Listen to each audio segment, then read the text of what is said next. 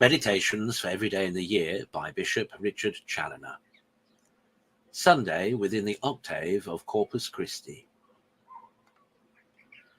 On Christ's inviting us to his heavenly banquet. Consider first those words of the parable of this day's gospel.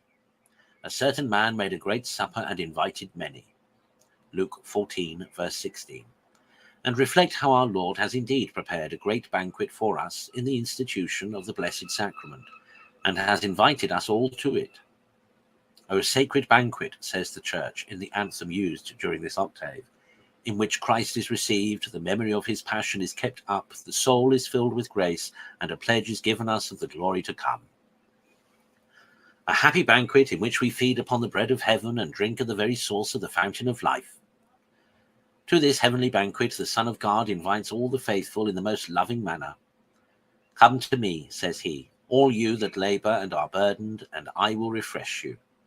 St. Matthew 11, verse 28.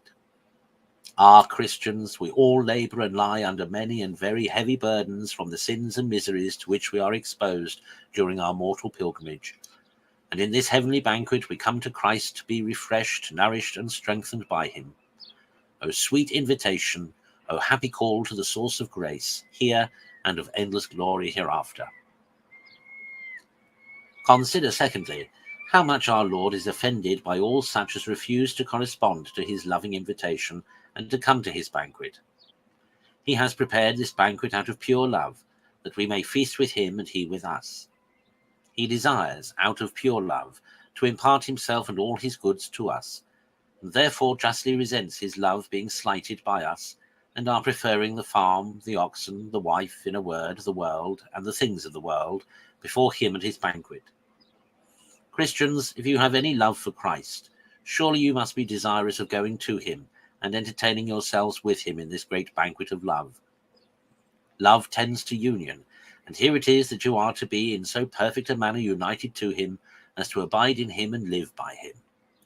If you have any love for yourselves and for your own souls, you must gladly go to this banquet, in which you will find all your good, and all that can make you truly happy both here and hereafter.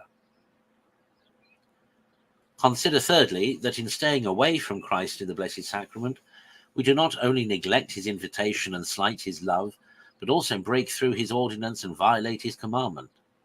The very institution of these heavenly mysteries to be the support of our spiritual life for the time of our mortality implies a commandment for us to approach to them and to make use of them.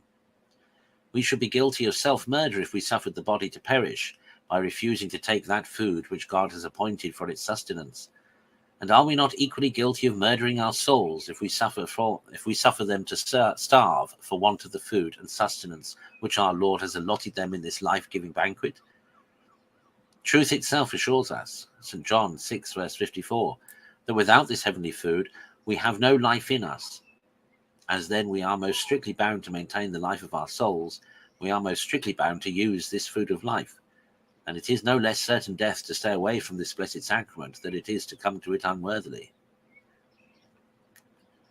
Conclude, my soul, to correspond henceforward with the loving invitation of thy dear Redeemer by a frequent and worthy communion. Remember that the Blessed Sacrament is named our daily bread in that prayer which our Lord himself has taught us. Oh, how happy should we be if we lived in such purity and holiness as to be worthy to be daily admitted, like the primitive Christians, to this bread of heaven. Oh, let us do our best so to live, so to have in every respect, that we may at least very often approach to this heavenly table and there feast ourselves with Jesus Christ.